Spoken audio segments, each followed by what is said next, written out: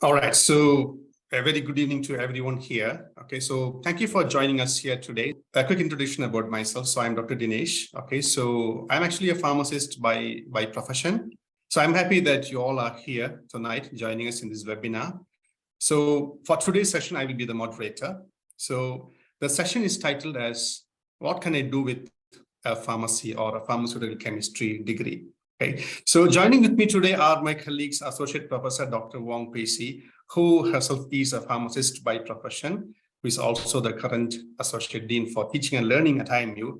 And also we have Dr. Sreenivasa Sagineedu, who is a chemist by profession, and who is also the current head of the department for Pharmaceutical Chemistry department at IMU.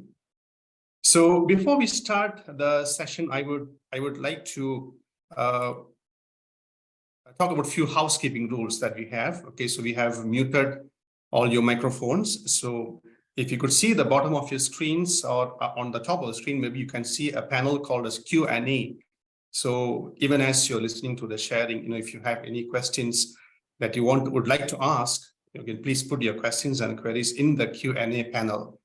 By the way, the entire session is currently being recorded, so we will try to answer as much as possible. Whatever the queries you have been asked, you will ask in the panel.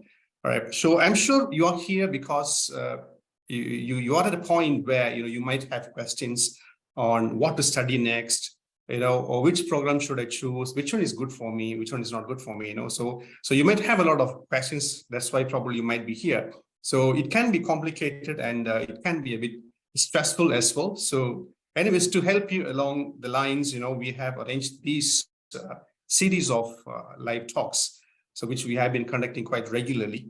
Okay, so at the end of this specific webinar, you will get a rough idea about two of the most popular programs which we offer in International Medical University, IMU. Okay, so together with me, we also have Dr. Wong and Dr. Sagi also will share, the advantages or all the positives of these specific two programs. You'll roughly get an idea about these two programs, about the scope of the program, what these programs will lead to in case of, say, for example, in terms of job scope and all those things. So I'm delighted to introduce our first speaker now without wasting much of our time. So our first speaker for today is Dr. Wong. As I mentioned to you, she is currently associated with the Department of Pharmacy Practice in the School of Pharmacy in IMU. She's also the Associate Dean for the Teaching and Learning at IMU. And she has abundance of working experience. She has more than 20 years of teaching experience in pharmacy. So she's a very experienced person. So without further ado, I would like to invite Dr. Wong to share her talk. So Dr. Wong, are you ready? Yes, yeah. Thank you, Dinesh. Yeah. So good evening to all students. I think it's delighted to see so many of you here today. I think for the next 10 minutes, 15 minutes, I'll be sharing with you a little bit about pharmacy. All right. Okay. So just before I talk about pharmacy, I like to just give you a little bit of background about myself. All right. If you, Dinesh, can you go to next slide, please? Yeah. Okay. So I took my first degree in pharmacy in 1996. So that's exactly 27 years ago. Yeah. So, and throughout this particular career path that I have over the 27 years, I think you will see on the other side of the hand is that I work as a retail pharmacy before. Okay. And of course, over the time, many years after that, I with the postgraduate degrees, have also embarked myself into academic. So this is just one of the example of how, the pathway of a pharmacy can be. You may not necessarily be or end up as a pharmacist, but you could be leading you to a different pathway for just like me, like in academic. Okay, so let's look at what exactly pharmacy is. All right, next slide, please.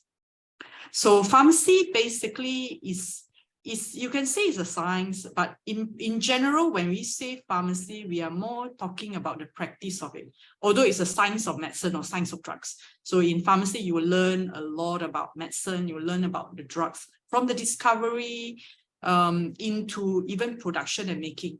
But when we relate pharmacy, we are talking about the practice as well, the profession of it, preparing it, preserving it, compounding it, and at the end of the day, dispense it to patient.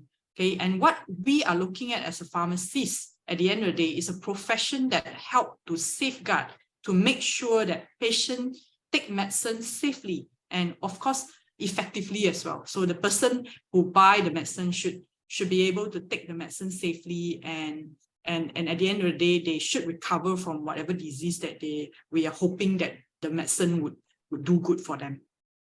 Pharmacist itself, one more thing to highlight, is a licensed profession. Although sometimes, some people will be asking me, do I necessarily must have a license to practice as pharmacist?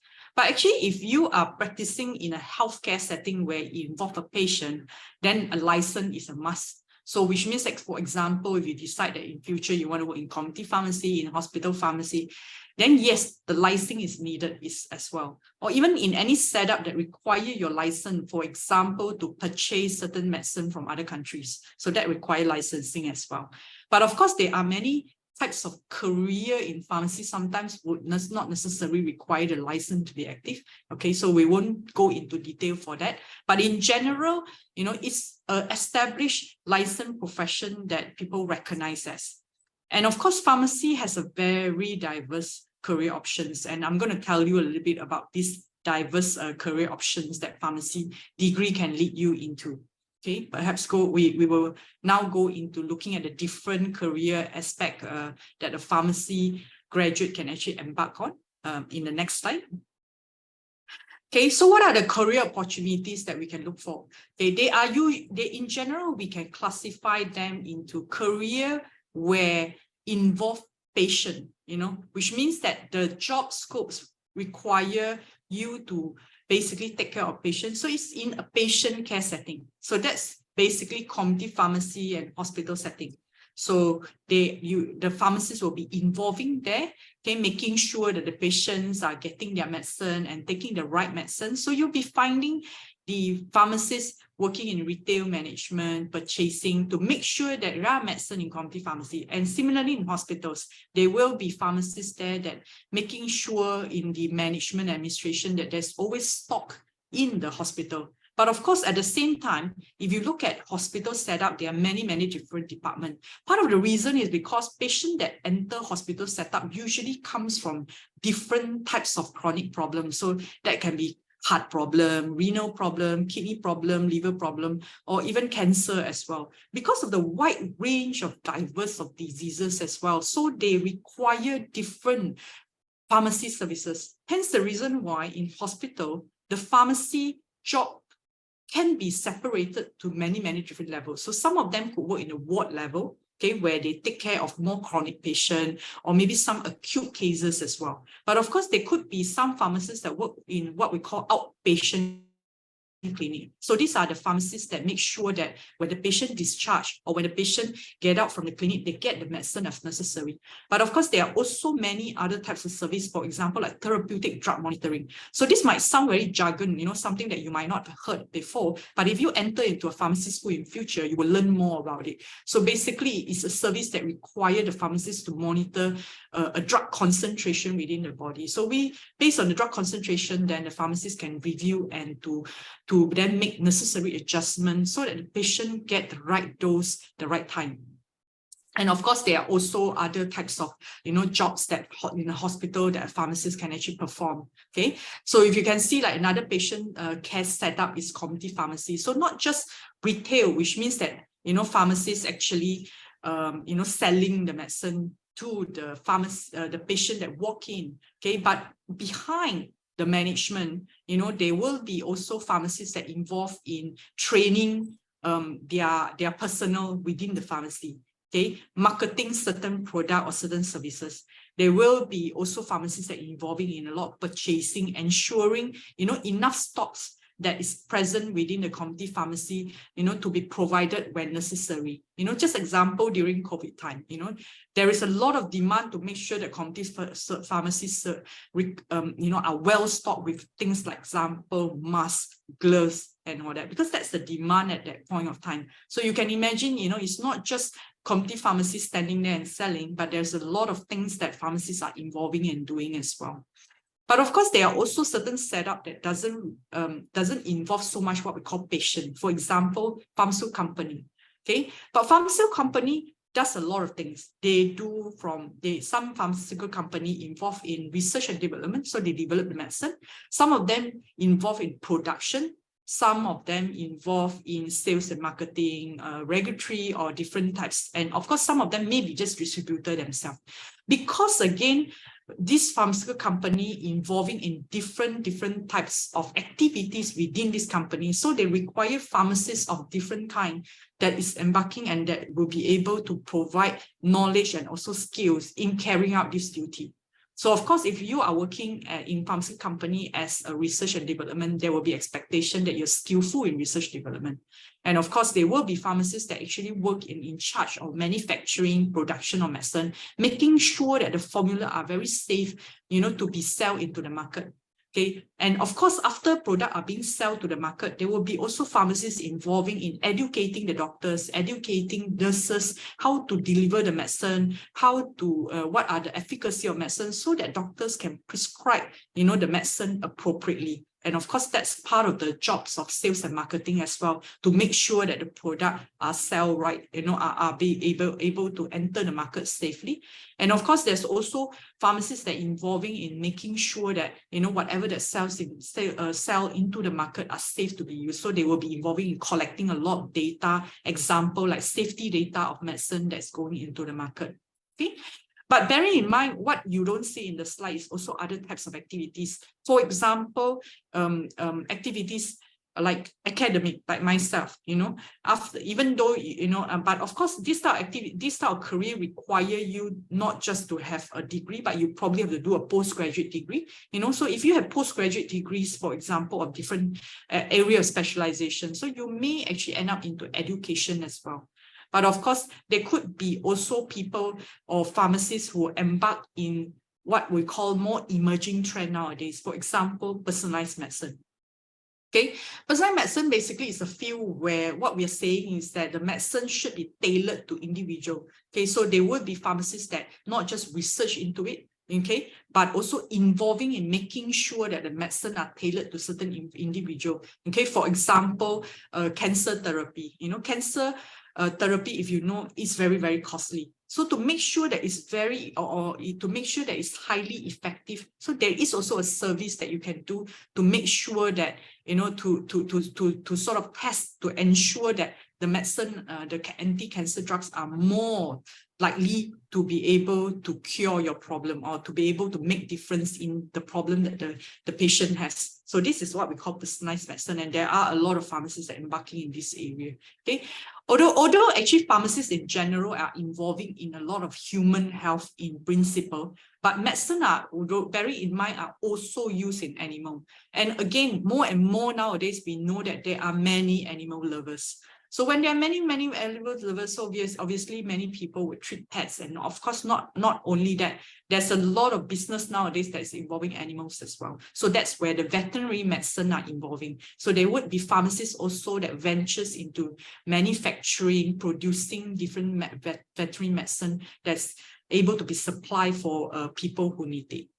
And of course, interestingly, lately, we also realized that there are pharmacists who are actually starting to embark into digital health. So when we meant digital health, basically pharmacists who are interested, example, in devising certain technologies that can monitor health. For example, reading your blood sugar levels, helping you to monitor your weight, okay, your heart rate, your heartbeats and things like that. So these are the pharmacists who are interested in venturing into digital health. And of course, I agree, people who usually venture into all these things perhaps will require certain experience or certain other certification to top up so that they can actually venture into different areas. Okay, but what I wanted to highlight to you is that with a pharmacy degree, Okay, there are many different types of jobs that you can do. And sometimes a lot of these jobs are created by pharmacists themselves and again, evolve as it goes, which means that it depends on the market demand. Okay, as the market grows and of course the population are getting more aging, there are more and more demand for better healthcare services, better medication, safer medication. There's also a lot of demand to make sure that pharmacists are able to provide such service. Hence the reason why you will realize that pharmacists' career diversifies so fast and of course and keep evolving as it goes. Okay, yeah, and perhaps I just want to highlight the next slide. In the next slide, please, that I would have to agree that at some point pharmacists actually can be a very stressful job. Okay, and of course, I mean, although if you look at just example with COVID 2 years ago, you will realize all healthcare professions are entering into a stage that, stressful stage. And that actually comes with any types of healthcare profession. And that comes with pharmacists as well. So because of the demand of people, aging population, pharmacist job can be very stressful, but at the same time, I would like to highlight with the great diversities that you're having, some people, and hopefully all of you here who are interested may actually find this type of job a rewarding job, because there is endless opportunity and areas where you can go into. And as I said, healthcare profession is always evolving. There are many other things that perhaps we can't imagine at this stage, but will probably be uncovered by you as well. So that's end my presentation. Thank you. Thanks, Dr. Wong, for that insightful presentation. So I totally agree with Dr. Wong that whatever she has said, especially in terms of the job scope. So people who are watching, you will know that, okay, the job scope for pharmacy is actually widening. And you can see many and many more fields which are linked to pharmacy. So in terms of job, there's no problem at all. Okay, so meanwhile, I also again want to remind our participants, if you have any questions related to the talk, please feel free to write it down in the Q&A. So I already see that there are a few questions already.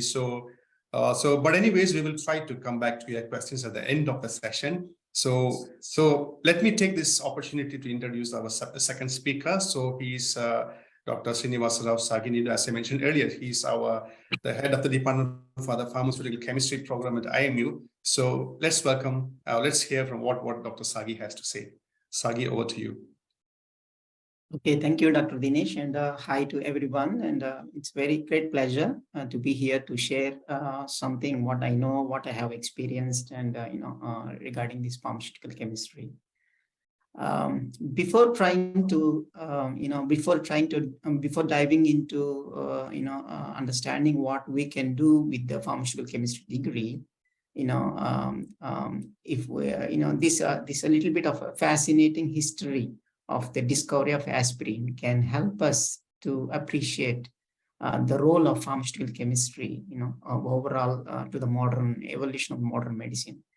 The thing is, the willow bark is one of the medicinal plants, discovered more than 2,000 years ago. Basically, this traditional plant was, have been used to treat the fever and other inflammation conditions.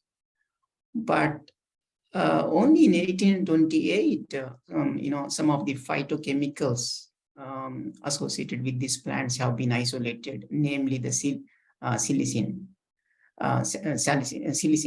And then in 1853 only, the thing is the pure chemical compounds, namely the salicylic acid, which is the natural ingredient present in the plant, has been isolated and fully characterized. However, that was actually the salicylic acid is also is considered as a bioactive compound, is exhibit bioactivity in the physiology.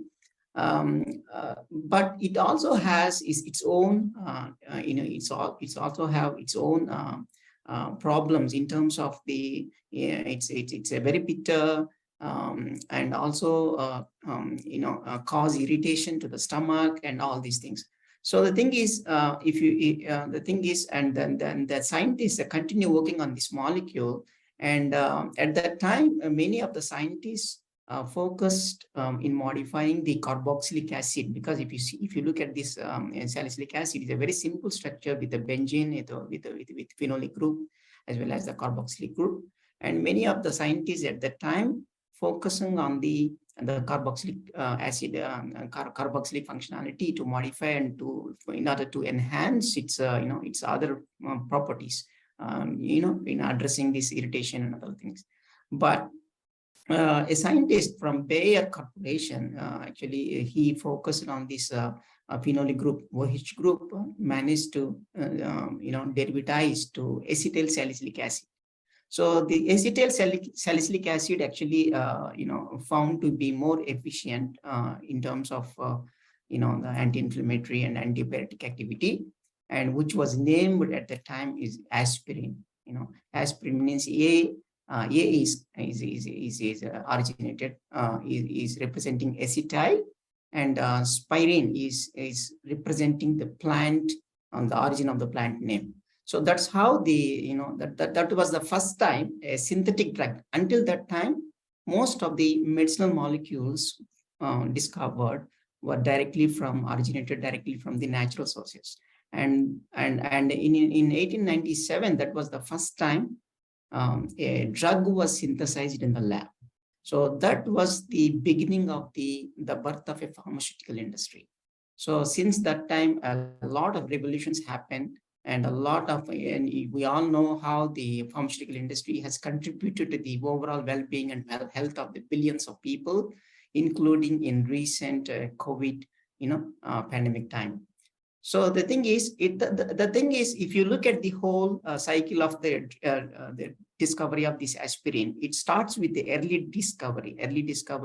We may follow with some traditional medicines and so on to discover the bioactive molecule, and which is followed by the development cycle. Because when we discover some molecules, it also meets with some of the disadvantages in terms of efficacy, toxicity, and other properties of the molecules. So with the objective of improving all these things, actually we have a development cycle to either further modify the functionality, use some of the formulation techniques to improve its pharmaceutical properties. And also it doesn't end there. And the next stage is a product formulation. Means, in the powder form, the consumers won't feel that comfortable to take the medicine. So we need to transform the active molecules into a product, using some of the pharmaceutical excipients and other things to make it more palatable, to make it more, is able to, to bring to the, site of action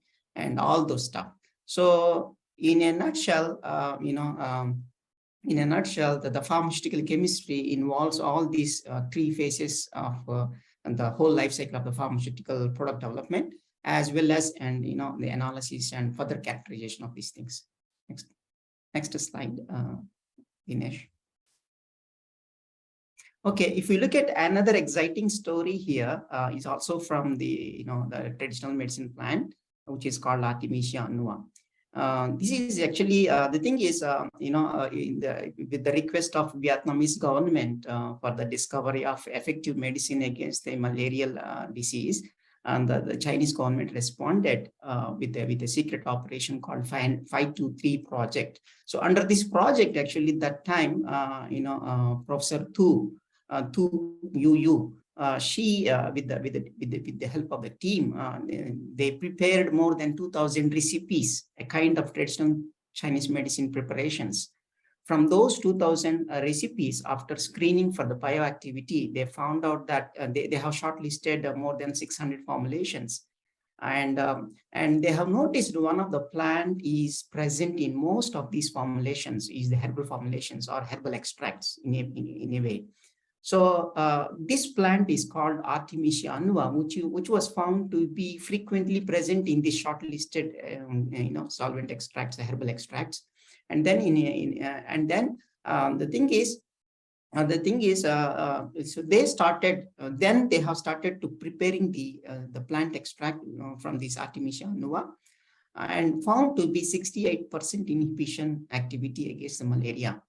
However, the activity was not stable enough. It's unable to reproduce the activity because of a lot of variations in activity and a lot of factors involved. So they found out that the team found out that they tried to reflect back actually what else can be done, and then they were going through some of the traditional and very historical documents on how to prepare this traditional medicine extracts. Normally, traditionally, Chinese medicines are prepared using the boiling the herbs, meaning to say that they prepare the hot extracts. But that was the first time actually when they read some of the historical document, they found out that why don't we try the cold extracts, so cold solvent extracts. So the thing is, when they use this the cold without much any temperatures, they managed to produce, or they managed to observe 100% inhibition against the malarial parasite. So that was the landmark, discovery in terms of finding this is a really blockbuster activity against this thing. So from there, within 1 year, they managed to isolate the pure compound artemisinin from this plant Artemisia annua. And then that lead to further modifications in terms of improving the efficacy and solubility and other things. So, and then in recognition of this remarkable discovery, discovery of this artemisinin, which is currently, this is the only medicine which is available as ACTs, like artemisinin combination therapies for the treatment of malaria, saving nearly 4 billion of the people who are in risk getting this Malarian parasite, this thing. So in recognition of this, and Professor Tu received a 2015 Nobel Prize in Physiology and Medicine. So if you look at the flow again, the discovery stage and then the development stage to address the efficacy and the other pharmaceutical properties of the molecule, including the product formulation and so on. So the pharmaceutical chemistry, we can understand that it not only involved in the discovery stage of the the whole life cycle of the medicine, but also involves in improving the molecules and also formulation of the molecules to a better product and better efficacy. And then if we look at the dissect, and actually if we try to define the scope of the pharmaceutical chemistry, and sometimes we interchangeably people call it medicinal chemistry, and of course actually there is a very minute differences between these disciplines. In medicinal chemistry the thing is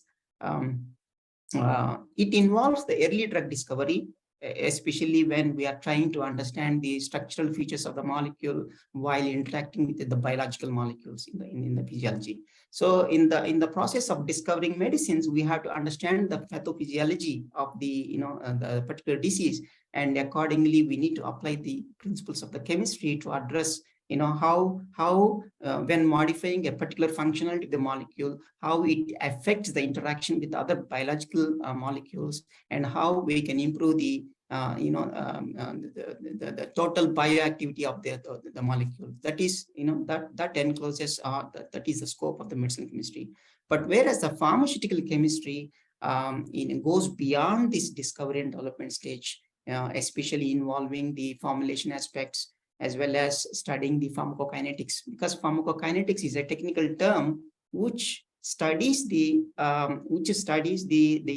how the body reacts to the drug, meaning to say there's how the drug can be absorbed, metabolized, distributed, and excreted in the body. So these parameters are very important to understand, or in the life cycle of the product development of the product. So the pharmaceutical chemistry is a very vast discipline. In a way, it is a kind of a dual discipline.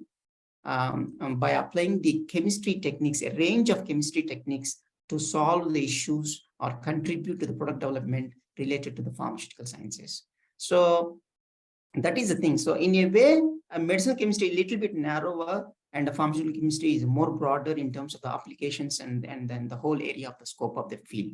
And under pharmaceutical chemistry, actually, the thing is, as I said, it is a kind of a dual discipline, is an applied chemistry, but, it's mainly applicable to the, mainly applicable to solve the issues involved in the pharmaceutical sciences and everything. So as part of this, actually, we study a range of chemistry subjects, and if we could divide into a few blocks of the chemistry disciplines, one is organic chemistry, inorganic chemistry, and also analytical sciences and analytical chemistry, as well as formulation or pharmaceutics, product development and formulation development and other things, as well as we have a pharmaceutical biotechnology area, including pharmaceutical engineering, as well as data analytics, because this is one of the emerging areas people see this, the use of data analytics to solve some of the current challenging issues in the drug discovery. So we have the availability of huge number of databases in terms of the existing molecules, as well as the disease conditions and so many other molecules like biomolecules and other things. So with this, with the use of data analytics, we would be able to contribute to the target-based drug discoveries for one of the most challenging diseases and in the field. So that is the things like a pharmaceutical chemistry gives us an opportunity to develop a lot of chemistry knowledge as well as practical skills to apply towards towards the pharmaceutical sciences. So if you look at the career pathways, actually it is not even though the pharmaceutical chemistry, actually they study they have a in-depth knowledge in chemistry aspects as well as pharmaceutical sciences aspects. So broadly we can divide it into academic pathway as well as the the job oriented pathway, industry and other industry pathway. The thing is, in industry, as we already discussed, pharmaceutical industries or pharmaceutical related industries, including cosmeceuticals, nutraceuticals, supplements, herbal industry, and all those stuff. And also can find careers in chemical industries, which could be polymer related, which can be, many other chemical industries. The thing is, all these industries also, actually any industry, any chemical or pharmaceutical industries, they definitely have few areas. One is product development, the other one is production, the other one is quality control, and as well as research and development for further future launch of the products. So when the graduates of pharmaceutical chemistry will be able to find a suitable positions, either one of these areas, sections or departments, what I just now mentioned to you. So apart from that, they will be able to find employment opportunities in biotech industries, whether it is in vaccine development or any other related industries, biotech related industries, as well as contract research organizations also is possible, and government agencies, especially in NPRA, like those type of government agencies involved in analyzing the formulations and product development and other things. Yes. If we want to dissect, actually further dissect on the career pathway options, as I mentioned earlier, chemical related industries include not only limited to specialty chemicals, fragrances, even food, food chemistry, also is a polymers, consumer, actually agrochemicals, all those stuff actually. So the pharmaceutical chemistry graduates actually will be able to find a suitable, quite number actually, even they can venture into IP related jobs to patent some of the drugs, some of the innovations in the pharmaceutical industry. And basically when we want to divide the nature or job scope of the employment, which can be divided into lab-based as well as the non-lab based one. And the lab-based one, we already discussed: production chemist, analytical chemist, quality control chemist, R&D chemist, all those stuff. And then under non-lab based jobs, actually the careers, which includes quality assurance, which is also one of the must area for every industry, and also regulatory affairs. Regulatory affairs means is like you have a product to be exported or to be marketed locally. So what are the regulatory requirements from the from the aspect of manufacturing as well as the distribution and other things. So we need to have a sound knowledge on the product, on the whole product aspects and other things. So regulatory affairs also is one of the related area pharmaceutical chemistry graduates can be, can be employed. And another thing I would like to mention here is pharmaceutical chemistry. The degree is the graduates of this pharmaceutical chemistry program are eligible for IK membership to be, to practice as a registered, means they are eligible to be registered with IKM as a registered chemist.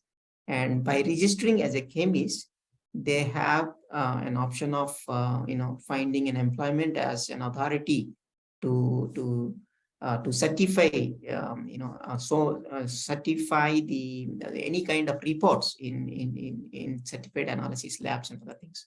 So that is one of the advantage which I think other degrees like pharmaceutical sciences and other things, because they are not very core chemistry backed programs. So pharmaceutical chemistry is a very chemistry, lab based program. Okay, for the in terms of the training and other things. Okay, Dinesh. All right. So thanks so much, Dr. Sagi. So it was also an insightful talk. So in the interest of time, maybe we need to kind of highlight some important things. So I guess people who are actually watching this live webinar, so you also might be thinking, what's the difference between a B.Pharm program and the pharmaceutical chemistry program? I think you would have heard from the experts right now, right? So Dr. Wong actually highlighted that the pharmacy program predominantly it's kind of a profession where you actually you get involved with patients and kind of clinical setups, whereas pharmaceutical chemistry, on the other hand, like how Dr. Sagi mentioned, is more of chemistry. It's a lot of chemistry, and you can see that how much chemistry is involved in pharmaceutical chemistry. That's something which you can take back as well, as if you're interested in pharmaceutical chemistry, you will be actually learning a lot of chemistry. All right.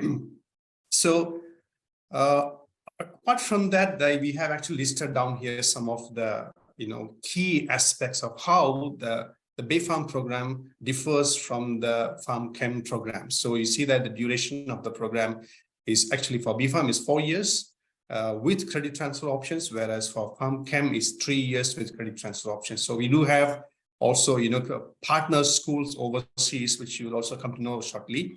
And if you look at the study area as well, in terms of B.Pharm, we have, as Dr. Wong mentioned earlier, development, formulation of drugs, disease prevention, management leading towards patient care. Whereas on the other hand, in terms of chemistry, it predominantly revolves around discovering new molecules, especially with related to the developments in chemistry field.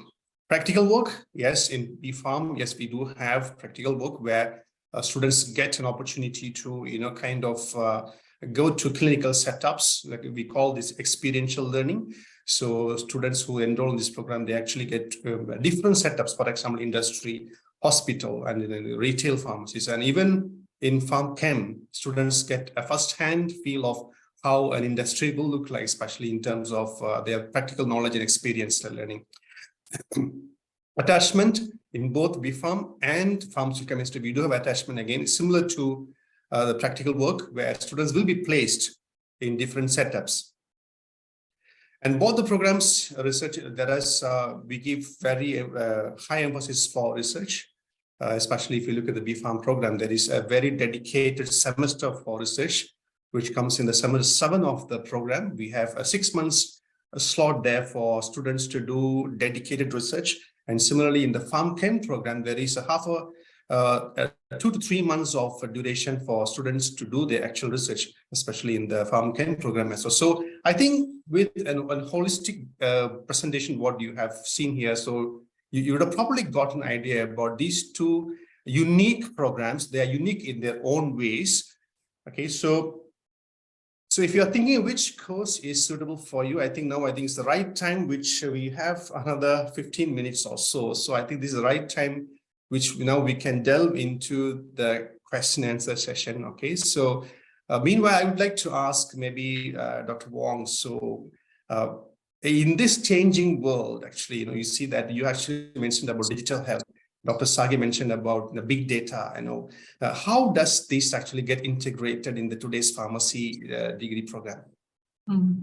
I think I think closer to us, if you realize is that a lot of community pharmacy are already embarking onto sort of technology in a lot of sales, for example, using WhatsApp in managing some of their customers' inquiries. You also realize that some retail pharmacy are also joining a platform like Shopee, Lazada, so I think this is perhaps one of the digital transformation that you probably will see that perhaps all of us would have experienced now, if we talk about pharmacy. But of course, there are perhaps more and more that we are seeing, not only that, so they are also set up that are trying to use a lot of digital devices to monitor patients, which means that you may not necessarily need to go to hospital to be monitored. You perhaps do certain blood tests or certain monitoring digitally at home and transfer the information where the hospital or the healthcare professional are able to see. So I think things are evolving. So I suppose we will be expecting more and more to come. Yeah. And sometimes it's perhaps something that beyond our imagination at this point of time. Yeah. Thank you, Dr. Wong. So I think I totally agree with Dr. Wong that we're actually changing with time. So we have this digital health component, which is incorporated into a BPharm program. So Dr. Sagi, you talked about the big data. So how does it help with PharmChem? Yeah, okay, Dr. Dinesh, thank you. Yeah, big data actually is quite useful. If you look at, the thing is, previously, when we were doing the drug discovery and other stuff, we never had such a sophisticated tools, or we never had access to quite a big database like experiences or a kind of information which can inform us, informing our approach or our decision making in terms of selecting the right molecules, right targets.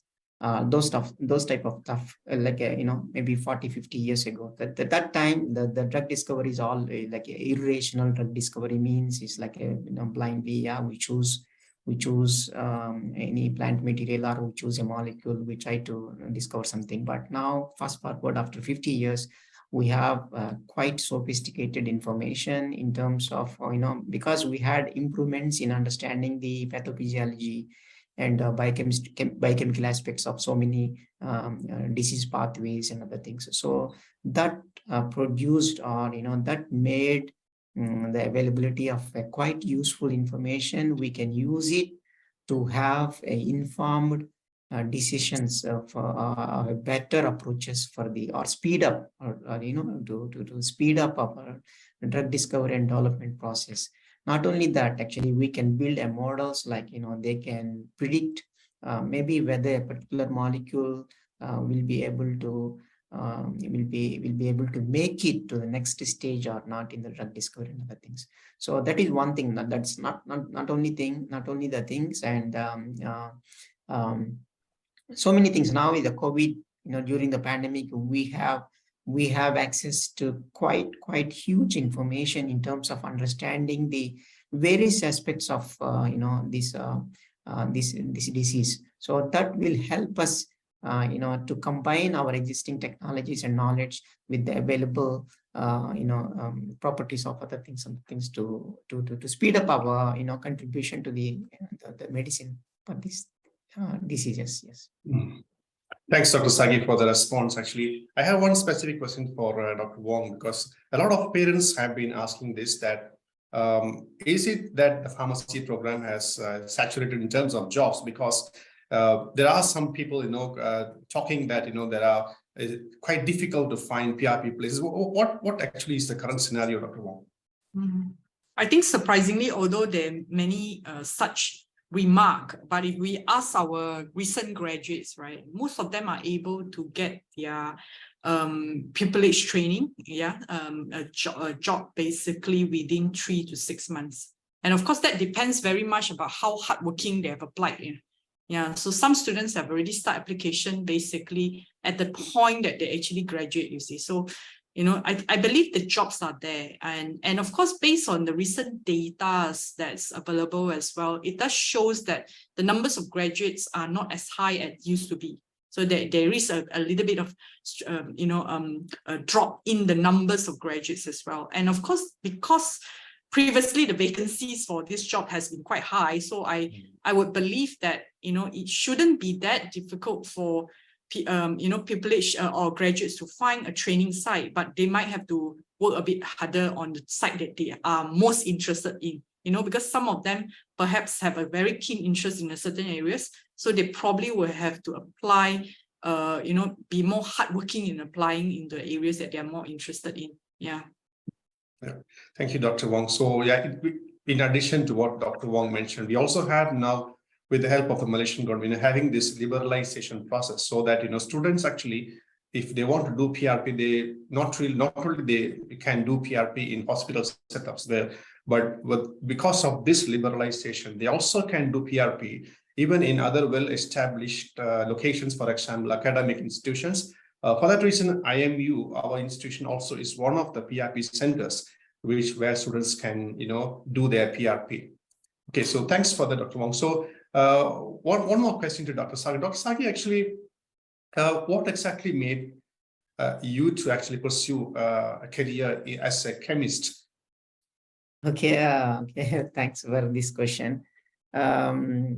When we were in the pre-university course, actually, we come across an inspiring story very near to our hometown. Then there was a person, name is Ella Pregada.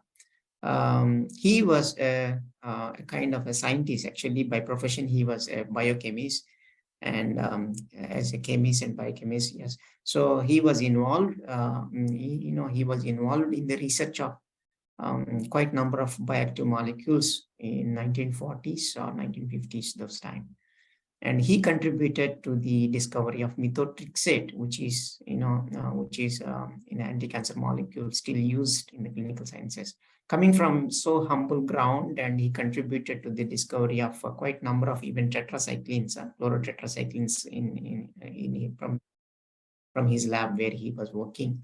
So that triggered me, and apart from that, actually, I was so passionate and skillful in chemistry, because if we are passionate about lab-based things, subjects, actually, we want to, if we are a person like we hands-on something, and have a passion in chemistry, and definitely, I think these type of courses are definitely can be rewarding. Especially the pharmaceutical chemistry is very broad and primarily driven by the chemistry knowledge and skills to solve, the pharmaceutical sciences and pharmaceutical industry. You all know how big it is, and apart from the generics to the innovative drugs, the industry is so huge, and it requires a lot of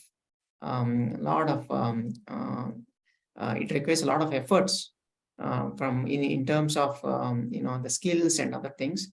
So I think that is a good opportunity to pursue this type of courses. So that's the thing, Dr. Dinesh.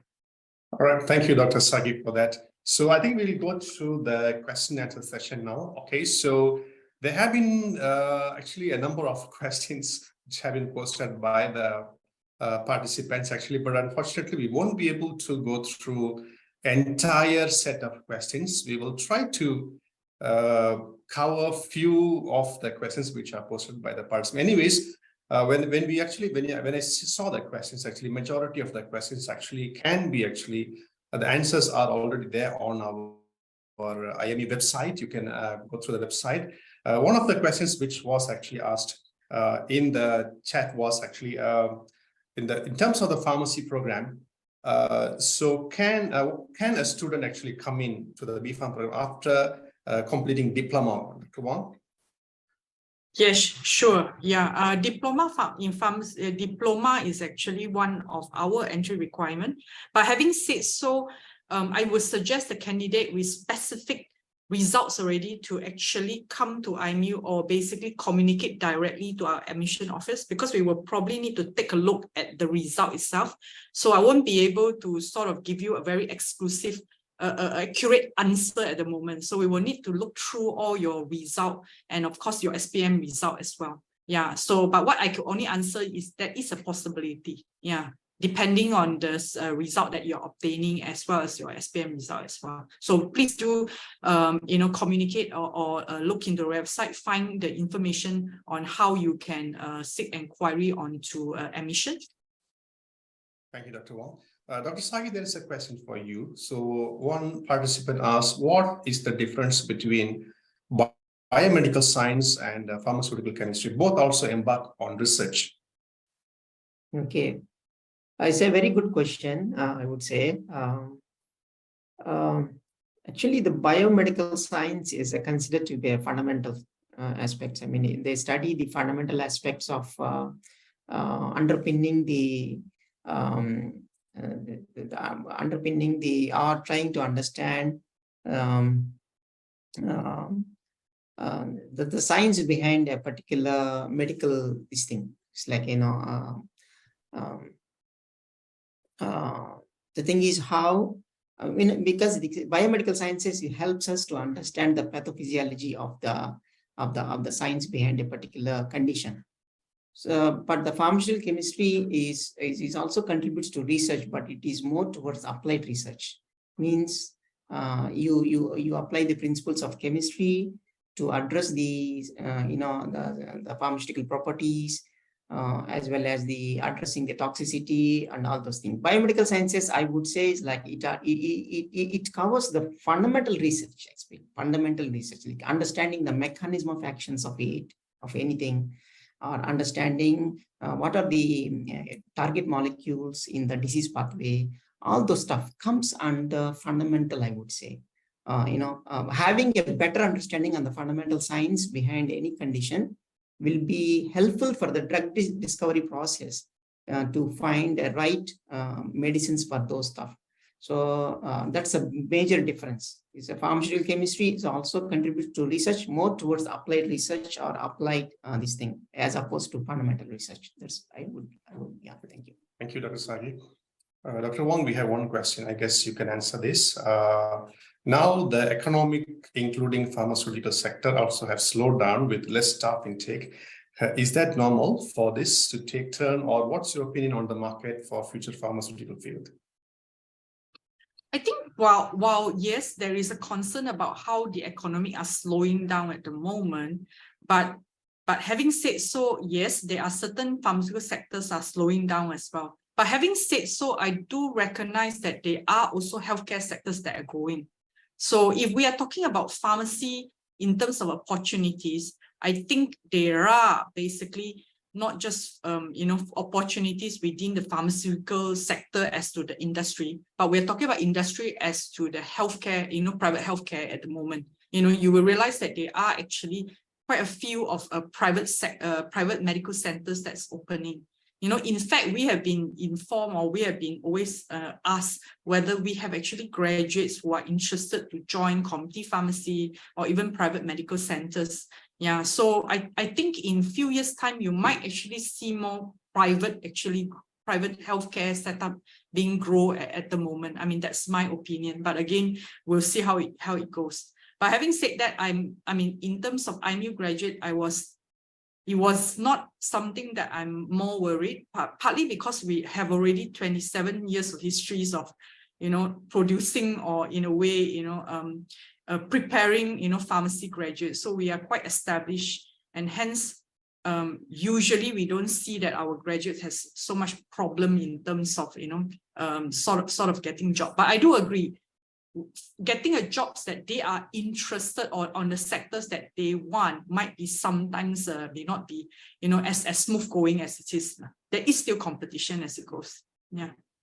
Yeah, thank you, Dr. Wong. So I totally agree with Dr. Wong. So based on my experience as program director, so I don't hear people, graduates from Miami having, sitting without a job. So meaning that there is plenty of jobs actually. Okay, so even though there might be a slowdown, what I personally think is that there is still much demand, especially because of this liberalization and the vast expanding scope of these fields. There's a lot of new jobs that have been added and created as each year is passing by. So I don't see anywhere near this thing is going to get saturated. So there is, in terms of scope, plenty of options actually for both these courses. Yeah. All right. So there's one question I think Dr. Sagi can answer. Most of the big, what do you call, pharmaceutical chemistry industries are located outside of Malaysia. So what do you think is the job opportunities for graduates in this field in Malaysia? Okay, that's why it's a very good question, really, really useful question for everyone. I totally understand, but the thing is, as I explained as when I was explaining the pharmaceutical chemistry, the scope of pharmaceutical chemistry is quite wide and diverse, and the students will develop a range of chemistry techniques, as well as, the thing is not only applicable to pharmaceutical products or substances. They can apply this knowledge and skills to various chemical as well as those industries. In coming to the pharmaceutical industry in Malaysia, it is emerging now, and the thing is,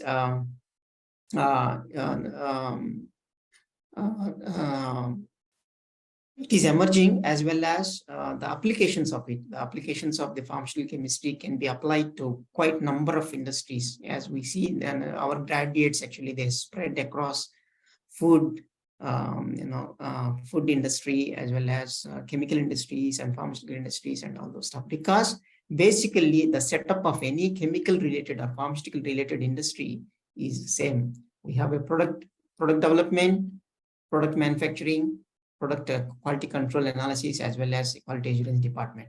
So these things actually is standard across all these industries. So as a job related things actually is not in worry. So there's one more question, Sagineedu, for you. So what are the job opportunities for pharmaceutical chemists, especially in academic sector? Okay, is quite good, I would say is a quite encouraging. Why? Because this is basically the pharmaceutical chemistry is it contributes a lot of things to research and development, or development of the products of pharmaceutical substances and other things. So I would say having a postgraduate degree is always helpful, because even though we have a quite thorough holistic skill development as part of the undergrad degree, is good to have a postgrad degree. If you want to venture into academia, having a postgrad degree, even considering to have a PhD, is always helpful. So yeah, it's a lot of opportunities if you have a postgrad degree in academia. Okay, I think we have come to an end of this particular webinar session because it's already time. Thank you so much. So with that, we'll conclude the session. So thank you, Anandol. You all. Thank you. Thank you. Thank you. Thank you all. Thank you.